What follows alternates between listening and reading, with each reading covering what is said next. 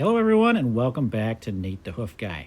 Today's video we are back at my buddy Jake's farm, Jake the farm dog, and we've got a cow with a sore left rear foot that we got to take a look at.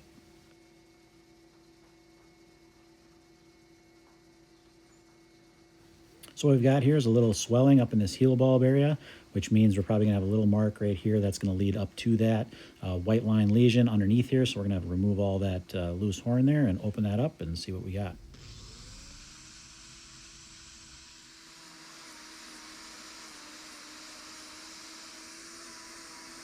I get a lot of questions on how I spot these before I'm even started, these white line lesions or these abscesses, things like that. And it goes back a lot to experience, but what happens is these things show up in very predictable locations. This particular one is high up in that white line, and it's accompanied by lameness in that claw.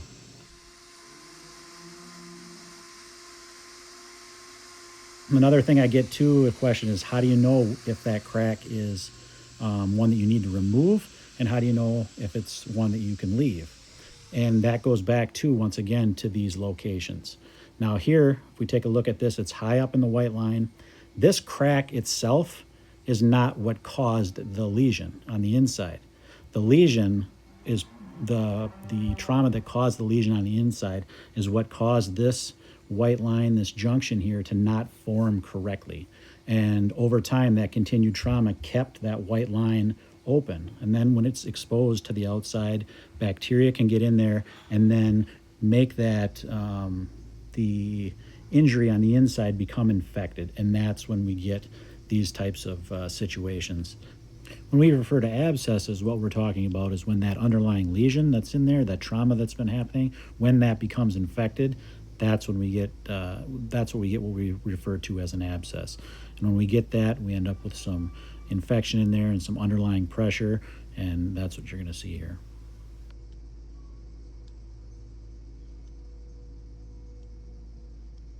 And there we have that release of pressure.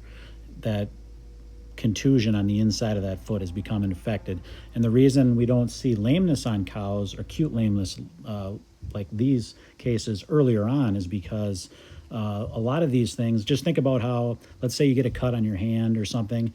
The cut may be uncomfortable, it might hurt a little bit, but when it gets infected, that's when you really feel the pain. When you start to get pressure and swelling inside those tissues, that's when you feel the pain. It's the same thing with a cow, or if you're dealing with a horse or whatnot. You can have these underlying issues that are there, but because there's no infection present yet, you don't have a lot of pain associated with that. And we see that a lot with other ailments on the cow's feet too, like the early stages of hemorrhaging and things like that. That trauma is happening inside the foot, and a lot of times we don't notice it, but because the cow can just change the way she walks a little bit, change the way she positions her feet, and that pain goes away. When we have situations where it's long-term trauma that then becomes exposed to bacteria and things like that, that's when we end up with issues like this. And when I'm talking about trauma, I'm not talking about necessarily injuries coming from the outside. Most of these types of injuries that happen inside the foot are due to trauma caused by the pedal bone inside the foot.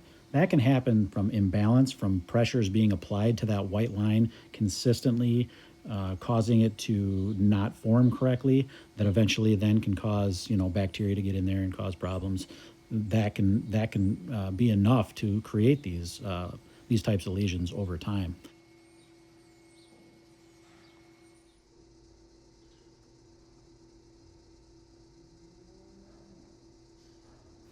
The reason I switched to a scalpel here is because it does a better job in this heel bulb area. A lot of this hoof here is much more like skin. It's a lot softer, so I can get more precise cuts with the scalpel, so that's what I use.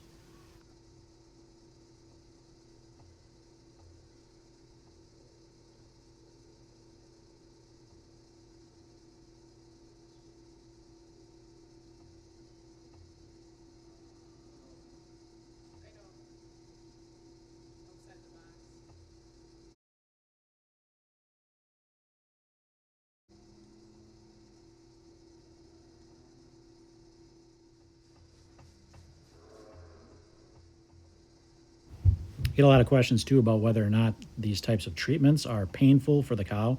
The lesion itself that we're trying to fix is painful, which is obviously the reason why we're working on them. But the hoof that we're trying to remove around that does not have feeling in it necessarily. That's why I'm working very carefully and trying to take off as little as I can around these lesions, so I'm not causing her any more discomfort than I possibly have to.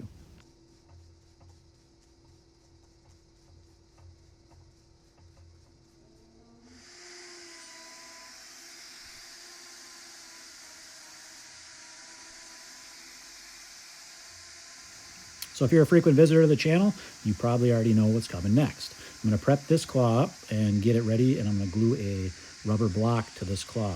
That's going to allow that other claw some time, some relief from the ground and from any pressures inside the foot to allow that lesion to heal without having to put any weight on that claw.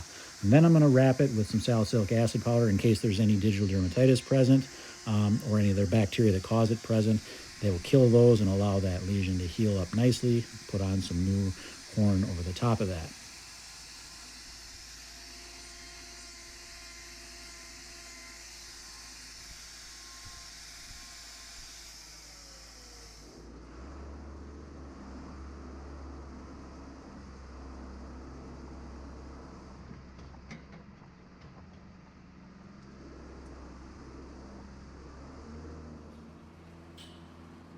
And here you can get a good look at that lesion after you've gotten it all cleaned up.